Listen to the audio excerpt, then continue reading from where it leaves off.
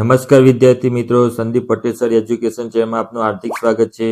તો વિદ્યાર્થી મિત્રો, આજે આપણે જોઈ રહ્યા છીએ જ્ઞાન સાધનાની કસોટી, જે શિષ્યવૃત્તિ પરીક્ષા માટે પૂછવામાં આવે છે। તો આ શિષ્યવૃત્તિની પરીક્ષા જે ધોરણ 8ના વિદ્યાર્થીઓ માટે હોય છે। જો તમારે શિષ્યવૃત્તિની પરીક્ષા પાસ કરવી હોય તો તમારે સંદીપ પટેલ સર એજ્યુકેશન ચેનલને સબસ્ક્રાઇબ કરો, બેલ આઇકન દબાવો, જેથી તમને રોજ નવા નવા વિડીયોનું નોટિફિકેશન મળતું રહે। બાળકો, તમે આ પરીક્ષા પાસ કરશો તો તમને 95,000 રૂપિયાની શિષ્યવૃત્તિ ધોરણ 12 સુધી તમને મળવાપાત્ર થાય છે। તો બાળકો, આજે આપણે સામાજિક વિજ્ઞાનની અંદર પાઠ નંબર 9 અને 10નું સંપૂર્ણ સોલ્યુશન બાળકો આપણે તેની અંદરથી જે મહત્વના પ્રશ્નો પરીક્ષાની અંદર પૂછાય તેવા છે તેનું સંપૂર્ણ સમજ આપણે આ વિડીયોની અંદર જોવાના છીએ। તો વિડીયો જોતા પહેલા મારી ચેનલને સબસ્ક્રાઇબ કરવાનું બાકી હોય તો સબસ્ક્રાઇબ કરો અને બીજા બાળકો સુધી તેને શેર કરો। તો બાળકો, આપણે પહેલો પ્રશ્ન જોવા જઈ રહ્યા છીએ। તો પ્રશ્ન નંબર 1, પૃથ્વી પર મળતા અને માનવીને ઉપયોગમાં આવતા કુદરતી પદાર્થને શું કહે છે? તો એની અંદર જવાબ આવશે બી બરાબર સંસાધન। નંબર 2, નીચેનામાંથી કયું સંસાધન અક્ષયશીલ છે? તો આની અંદર આવશે જવાબ સૂર્યપ્રકાશ, તો જે અક્ષયશીલ છે। નંબર 3, જે સંસાધન એકવાર વાપર્યા પછી નજીકના સમયમાં ફરીથી બનાવી શકાય તેવું નથી તેને શું કહેવામાં આવે છે? તો ફરીથી ના બને તેને બિન નવીનીકરણ કહેવામાં આવે છે। એ રીતે વિદ્યાર્થી મિત્રો, આપણે ચોથો પ્રશ્ન જોઈએ। તો પૃથ્વી પર ગોળા પર હવા અને પાણી, જમીન, વનસ્પતિ એ કયા પ્રકારના સંસાધન કહેવામાં આવે છે? તો જવાબ આવશે સી બરાબર કુદરતી। નંબર 4, વિશ્વમાં ભાગ્યે જ એકાદ બે જગ્યાએ મળતા ખનિજના કેવા સંસાધન કહેવામાં આવે છે? તો એની અંદર જવાબ આવશે એકલ સંસાધન।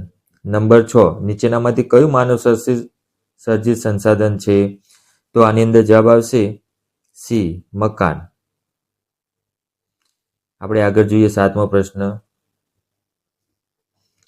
કુદરત રીતે મળી આવતા પદાર્થ પર પ્રક્રિયા કરી તેને ઉપયોગી બનાવાય ત્યારે તેને શું કહે છે? તો જવાબ આવશે બી બરાબર માનવ સર્જિત સંસાધન। નંબર 8, જળ એ કેવું સંસાધન છે? તો જળ એ બરાબર કુદરતી સંસાધન છે। પ્રશ્ન નંબર 9, જે પદાર્થોને જીવ હોય તેને કેવા સંસાધન કહેવામાં આવે છે? તો જવાબ આવશે બી બરાબર જૈવિક। નંબર 10, જમીન, જળ અને ખનિજ એ કેવા સંસાધનના ઉદાહરણ છે? તો બી બરાબર અજૈવિક। નંબર 11, સંસાધનોનું સંરક્ષણ એટલે શું? તો જવાબ આવશે બી બરાબર સંસાધનોનો વિવેકપૂર્વક ઉપયોગ। આપણે આગળ જોઈએ વિદ્યાર્થી મિત્રો, આ પરીક્ષાની અંદર ખૂબ જ પૂછાયેલા મહત્વના પ્રશ્નો છે। 12મો પ્રશ્ન જોઈએ। તો વધતી જતી વસ્તી અને ટેકનોલોજીના કારણે શાની અછત વર્તાઈ રહી છે? તો જવાબ આવશે સી બરાબર કુદરતી સંસાધનો। 13મો પ્રશ્ન જોઈએ। નીચેનામાંથી કયું સંસાધન પૂર્ણ પ્રાપ્ય છે? તો 13મા પ્રશ્નની અંદર પૂર્ણ પ્રાપ્ય એટલે કે ફરીથી પ્રાપ્ત થાય તેવું તો પવન ઉર્જા। નંબર 14, ભૂગર્ભ જળના સ્તરને નીચે જવાનું મુખ્ય કારણ શું? તો વધુ પડતું વપરાશ। 15મો પ્રશ્ન જોઈશું વિદ્યાર્થી મિત્રો આપણે। તો જમીનનું ધોવાણ અટકાવવા શું કરવું જોઈએ? તો જમીનનું ધોવાણ અટકાવવા વૃક્ષારોપણ કરવું જોઈએ, તો જવાબ આવશે એ। 16મો પ્રશ્ન, ક્રાયોલાઇટ ખનિજ કયા દેશમાંથી મળી આવે છે? તો ક્રાયોલાઇટ ખનિજ એ ગ્રીનલેન્ડમાંથી મળી આવે છે। વિદ્યાર્થી મિત્રો, 17મો પ્રશ્ન, માનવ પોતે પણ એક શું છે? તો માનવ પોતે પણ એક સંસાધન છે, તો જવાબ આવશે સી। નંબર 18, પર્યાવરણને નુકસાન પહોંચાડવા વગર થતો વિકાસ એટલે શું? તો પર્યાવરણને નુકસાન કર્યા વગર થતો જે વિકાસ હોય તેને ટકાઉ વિકાસ કહેવામાં આવે છે, કે જે ભારતમાં અત્યારે ચાલી રહ્યો છે વિકાસ બાળકો। પ્રશ્ન નંબર 19, નીચેનામાંથી કયું ખનિજ અધાતુમય ખનિજ છે? તો જવાબ આવશે ચૂનાનો પથ્થર। 20મો પ્રશ્ન, ખનિજનો મુખ્ય કેટલા પ્રકારો છે? તો ખનિજના મુખ્ય 2 પ્રકારો છે। નંબર 21, લોખંડ, મેંગેનીઝ અને સોનું એ કયા પ્રકારનું ખનિજ છે? તો આ બધું ધાતુમય પ્રકારનું ખનિજ છે. નંબર 22, આધુનિક ઉદ્યોગમાં ધરી કયા ખનિજને ગણવામાં આવે છે? તો આધુનિક ઉદ્યોગમાં ધરીને આપણે જોઈએ તો લોખંડને ગણવામાં આવે છે. આપણે આગળ જોઈએ વિદ્યાર્થી મિત્રો. 23મો પ્રશ્ન, વિદ્યુતના સાધનો બનાવવા કયા ખનિજનો વ્યાપક ઉપયોગ થાય છે? તો જવાબ આવશે બી બરાબર તાંબુ. 24મો પ્રશ્ન, એલ્યુમિનિયમ મેળવવા માટે કઈ કાચી ધાતુનો ઉપયોગ થાય છે? તો જવાબ આવશે બોક્સાઇટ. 25મો પ્રશ્ન, અબરખના ઉત્પાદનમાં વિશ્વમાં કયો દેશ પ્રથમ સ્થાને છે? તો જવાબ આવશે સી બરાબર ભારત. 26મો પ્રશ્ન, કાચનો ઉદ્યોગમાં કયું ખનિજ વપરાય છે? તો કાચના ઉદ્યોગની અંદર ફ્લોસ્પાર વપરાય છે. 27મો પ્રશ્ન, કયું ખનિજ કાળું સોનું તરીકે ઓળખવામાં આવે છે? તો જવાબ આવશે ખનિજ તેલ, સી. આ પ્રશ્ન પૂછાયો છે બાળકો. 28મો પ્રશ્ન, કોલસાના મુખ્ય કેટલા પ્રકારો છે? તો વિદ્યાર્થી મિત્રો, કોલસાના મુખ્ય 4 પ્રકારો છે. તો જવાબ આવશે સી. આગળ 29મો જોઈએ વિદ્યાર્થી મિત્રો. નીચેનામાંથી કયો કોલસો પ્રકાર નથી? તો એમેટાઇટ. 37મો પ્રશ્ન, ગુજરાતમાં લિગ્નાઇટ કોલસો ક્યાંથી મળી આવે છે? તો પાંદરો. 31મો પ્રશ્ન, ભારતમાં સૌથી જૂની રિફાઇનરી કઈ છે? તો બી આવશે ડિગબોઈ.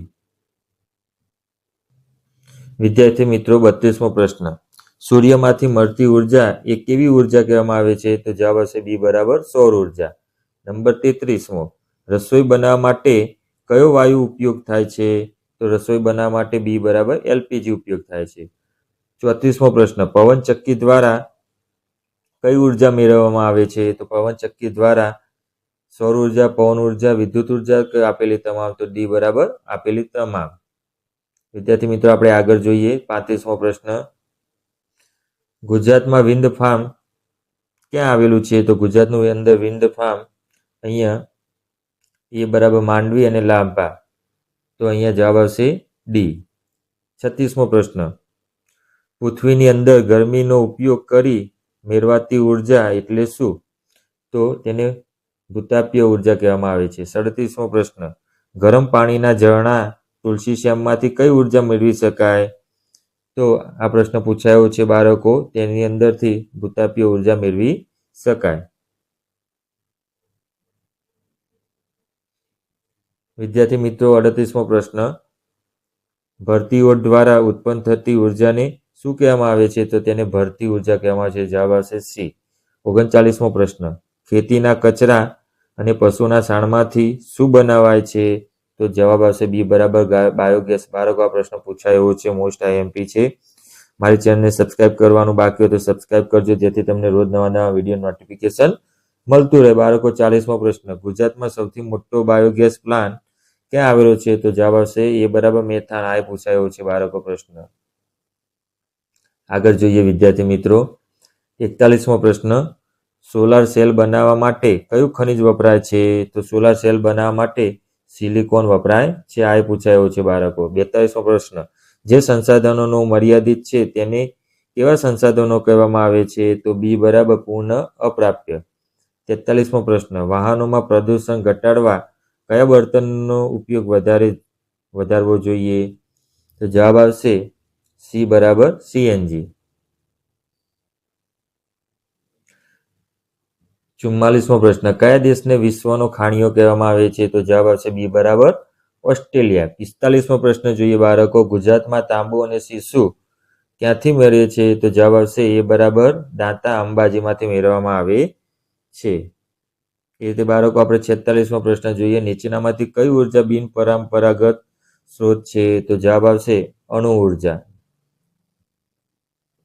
આગળ જોઈએ વિદ્યાર્થી મિત્રો 47મો પ્રશ્ન, પરમાણુ ઉર્જા મેળવવા કયા ખનિજનો ઉપયોગ થાય છે? તો જવાબ આવશે બી બરાબર થોરિયમ અને યુરેનિયમ. બાળકો જે હતા ઈરાનનું યુદ્ધ ચાલે છે, જે પરમાણુ ઉર્જા ઉપર યુદ્ધ ચાલે છે બાળકો. 48મો પ્રશ્ન, ભારતમાં કયા રાજ્યમાં સૌર ઉર્જા સૌથી વધુ ઉપયોગ થાય છે? તો ભારતની અંદર સૌર ઉર્જા ગુજરાતમાંથી ઉપયોગ થાય છે? તો જવાબ આવશે બી. 49મો પ્રશ્ન, ખનિજ તેલમાંથી શું શુદ્ધિકરણ દરમિયાન મળે છે? તો ખનિજમાંથી પેટ્રોલ, ડીઝલ અને મીણ. તો આપેલા તમામ. તો જવાબ આવશે ડી.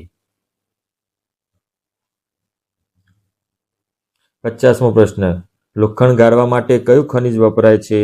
તો લોખંડ ગાળવા માટે સી બરાબર ચૂનાના પથ્થરો.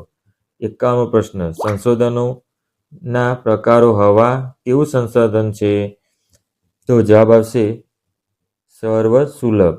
52મો પ્રશ્ન, જમીનનું ધોવાણ એટલે શું? તો જમીનનું ધોવાણ એટલે કે ઉપરના પડનું ખસી જવું, તેને જમીનનું ધોવાણ કહેવામાં આવે છે. 53મો પ્રશ્ન જોઈએ કે જંગલનો વિનાશ થવાથી કયા વાયુનું પ્રમાણ વધે છે? તો જંગલનો વિનાશ થવાથી સી બરાબર કાર્બન ડાયોક્સાઇડનું પ્રમાણ વધે છે. બાળકો આ પ્રશ્ન પૂછાયો છે.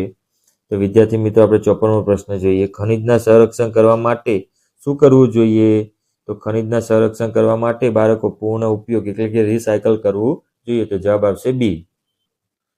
55મો પ્રશ્ન, બાયોગેસ પ્લાન્ટમાંથી શું મળે છે? તો બાયોગેસ પ્લાન્ટમાંથી ગેસ અને ખાતર મળે છે. નંબર 56મો, ગુજરાતમાં ખનિજ તેલ સૌપ્રથમ ક્યાંથી મળ્યું હતું? તો ગુજરાતની અંદર ખનિજ તેલ સૌપ્રથમ લુણેજમાંથી મળ્યું હતું. જવાબ આવશે બી.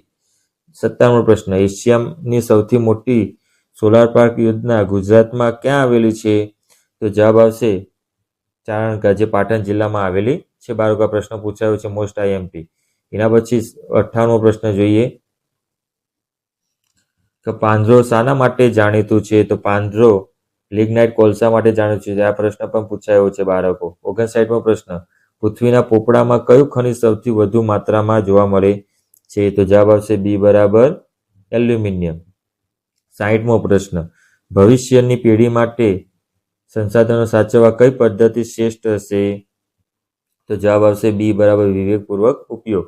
તો બાળકો આપણે આ જોયા સામાજિક વિજ્ઞાનની અંદર પૂછાય તેવા જ્ઞાન સાધનાની અંદર મોસ્ટ આઈએમપી પ્રશ્નો, તો જેનું સંપૂર્ણ સોલ્યુશન બાળકો આપણે આ વિડીયોની અંદર જોયું. તો તમે મારો વિડીયો જોયો અને બીજા ગમ્યો હોય તો તેને લાઈક કરો, કમેન્ટ કરો અને બીજા બાળકો સુધી તેને શેર કરો. આવજો બાળકો, આપણે કાલે આ ટાઈમે ફરીથી મળીશું, આ જ સમયે આ જગ્યા ઉપર, સંદીપ પટેલ સર એજ્યુકેશન ચેનલની અંદર.